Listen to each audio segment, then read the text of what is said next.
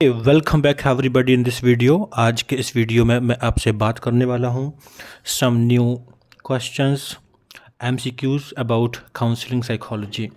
और ये क्वेश्चंस आपके एग्जाम्स लाइक यूजीसी, यूपीएनएचएम जो साइकोलॉजिस्ट के लिए होता है, या और भी जो साइकोलॉजी के एग्ज़ाम्स हैं वहाँ के लिए ये क्वेश्चंस इंपॉर्टेंट हो सकते हैं। So let's start. देखते हैं पहला क्वेश्चन क्या है। What is the primary goal of counseling? What is the primary goal of counseling? बताना है कि काउंसलिंग का मुख्य लक्ष्य क्या है। So here are some options. आप देख सकते हैं कुछ ऑप्शन दे रखे हैं ABCD, तो मैं सीधा जो करेक्ट ऑप्शन है उसके बारे में बात करूंगा। The correct option of this question is option C, helping clients gain insight and make positive changes. ध्यान रखिए कि हम जब काउंसलिंग करते हैं किसी क्लाइंट की, बेसिकली हम उसके इंसाइट को डेवलप करने में, गेन करने में हेल्प करते हैं और उसमें कुछ सकारात्मक बदलाव लाने का प्रयास करते हैं।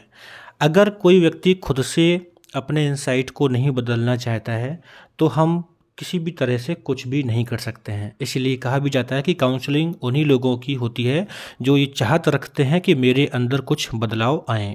तो आप ध्यान रखिएगा, प्राइमरी गोल जो है काउंसलिंग का, दैट इज़ द कि क्लाइंट का हेल्प करना, उसके इंसाइट को गेन करने में और कुछ सकारात्मक चेंज करने में। और ऐसा हो पाता है जब हम क्लाइंट से बात करते हैं, उसको समझते हैं। इसमें कई सारी टेक्निक्स होती हैं जिनका यूज किया जाता है। तो फाइनली आंसर ऑप्शन सी इसका सही है। Now the next question, which theoretical approach in counselling psychology emphasizes the importance of self-actualization, personal growth and fulfilling one potential। Basically आपके पर्सनैलिटी थ्योरीज जो हैं उनको लेकर ये क्वेश्चन है, लेकिन पूछा गया है कि साइकोलॉजी में कौन सी ऐसी काउंसलिंग अप्रोच है जो एम्फेसाइज करती है सेल्फ एक्चुअलाइजेशन को, पर्सनल ग्रोथ को। अगर आपने पर्सनालिटी थ्योरीज पढ़ी होगी ना, तो ये जो टर्म यहाँ पे लिखे हैं self actualisation, personal growth and fulfilling one's potential, इसको लेके आसानी से समझ सकते हैं। सो हमारी साइकोलॉजी में एक ऐसा फील्ड है जो बात करता है कि लोगों में, यानी मानव में सेल्फ एक्चुअलाइजेशन की टेंडेंसी होती है। लोग पर्सनल ग्रोथ ऑटोमेटिकली करना चाहते हैं, ऐसा माना जाता है, और वो माना जाता है ह्यूमनिज्म के अंतर्गत। तो आप ध्यान रखिएगा, ह्यूमनिज्म एक ऐसा फील्ड है जो कि एम्फेसाइज करता है सेल्फ एक्चुअलाइज को, पर्सनल ग्रोथ को और फुलफिलिंग वंस ओन पोटेंशियल। और आपको यहाँ पर एक क्वेश्चन देकर जाना चाहता हूँ, बताना है कि ह्यूमनिज्म से कौन जुड़ा हुआ है, who psychologist is related to humanism. तो यहाँ पर ऑप्शन आपका बी करेक्ट है।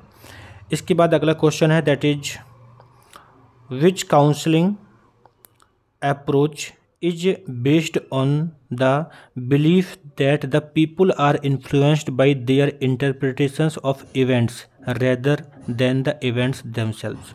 पूछा गया है कि काउंसलिंग की कौन सी अप्रोच है जो इस बात पर डिपेंड है कि लोगों के जो बिलीफ होते हैं वो उनके खुद के इंटरप्रिटेशन से होते हैं, ना कि उस इवेंट से जो उसके सामने हुआ है। मतलब कि मैं अगर हूँ, मेरे सामने कोई घटना घट रही है, तो मैं कैसे इंटरप्रेट करता हूँ उस घटना को, ना कि वो घटना मेरे ऊपर क्या इम्पेक्ट करती है ना। तो यहाँ पर पूछा गया है और बताना है। ऑप्शन आपके सामने है। So the correct answer of this question is D, cognitive therapy. यानी कॉग्निटिव थेरेपी में हम क्या करते हैं कि किसी व्यक्ति के जो कॉग्निशंस होते हैं उसको मॉडिफाई करने का प्रयास करते हैं। देखिए कि कभी कभी क्या होता है ना कि लोग वास्तव में प्रॉब्लम्स में घिरे होते हैं, लेकिन उतने ज़्यादा प्रॉब्लम्स में नहीं घिरे होते हैं जितना कि उनको लगता है। और उनको लगता है इसलिए है क्योंकि उनका इंटरप्रिटेशन इवेंट को लेकर रॉन्ग होता है। मतलब जो भी प्रॉब्लम्स उनके लाइफ में आई हैं उनको लेकर उनका जो एक कॉग्निशन होता है वो गड़बड़ होता है, इसलिए प्रॉब्लम्स में ज़्यादा फंस जाते हैं और एबनॉर्मल बिहेवियर डेवलप भी हो जाते हैं। तो अगर हमारे सामने कोई ऐसा क्लाइंट है जो समस्या में फंसा हुआ है और हमारे पास आता है, तो हम बेसिकली ये अगर सोचें कि इस पर किसी इवेंट का, यानी किसी इंसिडेंट का क्या इम्पैक्ट हुआ होगा, इसने कैसे इंटरप्रेट किया होगा, बेसिकली उस पर्सन ने खुद कैसे इंटरप्रेट किया होगा। अगर इसको लेके हम काम करेंगे तो उसमें हम कॉग्निटिव थेरेपी का यूज़ करते हैं। और ध्यान रखना है कि कॉग्निटिव थेरेपी को एरन बेक ने यूज किया था। ये लोगों की जो थॉट्स होते हैं उसको लेके काम करता है, उनके जो बिहेवियर्स होते हैं, इमोशंस होते हैं, उनको लेके काम करता है, क्रॉस क्वेश्चन करता है, सो दैट जो क्लाइंट है वो अपना इंसाइट डेवलप कर पाए और अपने कॉग्निशंस को चेंज करके अपने मैल एडेप्टिव जो पैटर्न है थॉट को लेके उनको हटा पाए। तो आपका ऑप्शन डी यहाँ पर सही होगा। इसके बाद अगला क्वेश्चन है, which counselling approach focuses on the unconscious process and childhood experiences. ये भी पर्सनालिटी थ्योरीज को लेकर क्वेश्चन है जो कि बेसिकली काउंसलिंग में भी यूज होता है। कौन सी ऐसी अप्रोच है जहाँ पर हम अनकॉन्शियस प्रोसेस और चाइल्डहुड के बारे में बात करते हैं।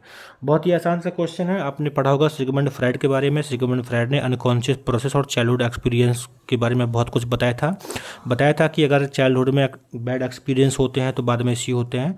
तो बेसिकली ये आपका साइकोडायनेमिक थेरेपी के अंतर्गत आता है, यानी हम साइकोडायनेमिक थेरेपी में चाइल्डहुड एक्सपीरियंसेस और अनकॉन्शियस प्रोसेस पर फोकस करते हैं कि भाई ऐसा क्या हो सकता है जिसकी वजह से आज कोई बिहेवियर में प्रॉब्लम आ रही है।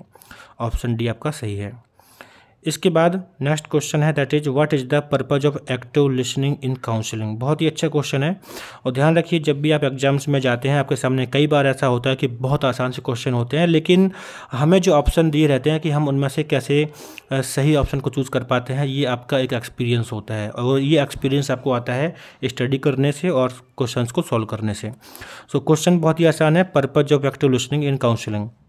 तो इसका सिंपल सा मतलब है कि हम जब किसी क्लाइंट की काउंसलिंग करते हैं उस टाइम पे हम एक्टिव लिसन करें, ये बहुत इंपॉर्टेंट है। और ये इंपॉर्टेंट इसलिए होता है क्योंकि जब हम एक्टिव लिसन करते हैं, एक्टिवली हम सुनते हैं, समझते हैं, तो क्लाइंट को ये फील होता है ना कि यार सामने वाला पर्सन मेरी बात को बहुत अच्छे से समझ रहा है। आप खुद सोच कर देखिए ना, कई बार ऐसा होता है कि आप सामने हैं किसी के और आपने किसी से कोई बात कही, अगर आपको लगता है कि यार ना तो आई कॉन्टैक्ट है, ना मेरी बात पे कोई सर हिला रहा है, ना मेरे को सुन रहा है, तो आप अपनी बात को कहने में पीछे हट जाते हैं। वो मोटिवेशन नहीं आता कहने का, है ना, बताने का। तो वैसे ही यहाँ पे ध्यान रखना है कि एक्टिव लिसनिंग का रोल ये है, पर्पज़ ये है कि हम एम्पैथी और उसके अंडरस्टैंडिंग जो है चीज़ों को, उनको लेके हम दिखाते हैं कि भाई हम आपको बहुत अच्छे से समझ रहे हैं। ठीक है, तो ऑप्शन सी इसका सही है। इसके बाद अगला क्वेश्चन है जिसमें कहा गया है, which ethical principle emphasises the importance of respecting client autonomy and self determination.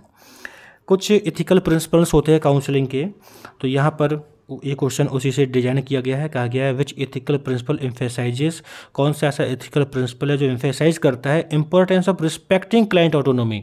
हम क्लाइंट की ऑटोनोमी को और उसके सेल्फ डिटर्मिनेशन पर थोड़ा जोर देते हैं। तो बेसिकली यहाँ पर जो ऑप्शन दिए गए हैं उनमें से आंसर सही है ऑटोनोमी। ऑटोनोमी का मतलब हिंदी में होता है स्वायत्तता, जिसका मतलब होता है जो क्लाइंट होता है वो खुद, उसे अपना राइट होता है कि वो किस तरीके से अपनी हेल्प लेना चाहता है और हम ज़बरदस्ती उसके साथ में कुछ नहीं करते हैं। वो तैयार है अपने आप को चेंज करने के लिए, अपने आप को इम्प्रूव करने के लिए, तो बेशक उसके साथ हम कर सकते हैं। उसका अपना अधिकार है कि किस तरीके से वो चीज़ें करना चाहेगा, तो हम इस बात का रिस्पेक्ट करते हैं और हम ज़बरदस्ती उस पर कुछ भी नहीं थोप सकते हैं। वो ऑटोनोमस होता है। So option D is correct. इसके बाद नेक्स्ट क्वेश्चन है, that is what is the primary purpose of confidentiality agreement in counselling. बहुत ही आसान सा क्वेश्चन है, आप इसका आंसर आसानी से दे सकते हैं और ऐसे क्वेश्चन आते भी हैं। हम जो क्लाइंट से जो कन्वर्सेशन करते हैं, काउंसलिंग की प्रोसेस में हम इन्वॉल्व होते हैं, तो वहाँ पर कॉन्फिडेंशियलिटी एग्रीमेंट का पर्पज़ क्या है। तो बेसिकली इसका पर्पज़ यही है कि जो क्लाइंट है वो सिक्योर फील करे। बहुत सारी पर्सनल चीज़ें होती हैं लाइफ में, कोई किसी को नहीं बताना चाहता है, तो हम क्या करते हैं क्लाइंट के साथ में कॉन्फिडेंशियलिटी एग्रीमेंट बनाते हैं, और जिसका पर्पज़ ये है कि क्लाइंट की जो इन्फॉर्मेशन है वो प्राइवेट रहे और सिक्योर रहे, है ना। बहुत सारी बातें होती हैं कि हम सब नहीं चाहते हैं कि हमारी बातें कोई और जाने, तो हमारे एक एग्रीमेंट होता है कि आपकी बातों को हम अपने बीच में ही रखेंगे, किसी और से नहीं कहेंगे। तो ऑप्शन आपका बी यहाँ पे सही है। इसके बाद अगला क्वेश्चन है, which theoretical approach in counselling psychology emphasises the role of unconscious conflict and early childhood experiences in shaping personality behaviour. ये क्वेश्चन बहुत ही अच्छा है। अभी जस्ट इसके बारे में पहले मैं बात किया हूँ और आपको बताना है कि कौन सा ऐसा अप्रोच है काउंसलिंग का जहाँ पर हम अनकॉन्शियस कॉन्फ्लिक्ट और अर्ली चाइल्डहुड के बारे में बात करते हैं, जिससे कि पर्सनैलिटी एंड बिहेवियर शेप होता है। क्वेश्चन वही है, लिखने का तरीका अलग है। तो ऐसे ही एग्जाम्स में भी होता है कि हम घर से जो पढ़ के जाते हैं चीज़ें उसी से जुड़ी होती हैं, लेकिन the way they put the question is different. जैसे कि क्वेश्चंस होते हैं, उनका क्वेश्चन को फ्रेम करने का तरीका अलग होता है। तो हमें लगता है कि यार ये क्वेश्चन कहाँ से आ गया। तो ये क्वेश्चन बहुत आसान है, साइकोडायनामिक थ्योरी है, बेसिकली जो फ्राइड से जुड़ा हुआ है, साइको एनालिटिक, उसी को लेकर है। तो ऑप्शन डी आपका सही है। साइको डायनामिक थ्योरी बात करता है अनकॉन्शियस कॉन्फ्लिक्ट के बारे में, चाइल्डहुड एक्सपीरियंस के बारे में, और ये चीज़ें हमारी पर्सनैलिटी बिहेवियर को शेप करती हैं। Option D is correct. इसके बाद यहाँ पे एक क्वेश्चन और है जिसमें कहा गया है which therapeutic technique emphasises the exploration and resolution of unconscious conflict through free association, dream analysis and interpretation. ये क्वेश्चन भी आपका बहुत आसान है, सिगमंड फ्राइड की थ्योरी से जुड़ा हुआ है। जो साइको एनालिसिस होता है, साइको एनालिसिस में हम किसी की प्रॉब्लम्स को, किसी के कॉन्फ्लिक्ट्स को फ्री एसोसिएशन के थ्रू या ड्रीम एनालिसिस के थ्रू या इंटरप्रिटेशन के करके हम ठीक करते हैं। तो जहाँ पर अनकॉन्शियस आता है तो वहाँ पर आपका साइको एनालिसिस ही होता है। तो आपका यहाँ पर डी ऑप्शन करेक्ट है। फ्री एसोसिएशन टेक्निक है जिसमें हम क्लाइंट से बात करते हैं, उसको ओपन कर देते हैं कुछ भी कहने के लिए। तो ये आपका साइको एनालिसिस में किया जाता है। Option D is correct. इसके बाद अगला क्वेश्चन है which counselling approach aims to modify maladaptive thoughts and behaviours by identifying and challenging cognitive distortions. तो इसको लेकर भी मैंने अभी बात की है, आसान सा क्वेश्चन है, आप बता सकते हैं तो ज़रूर बताएं।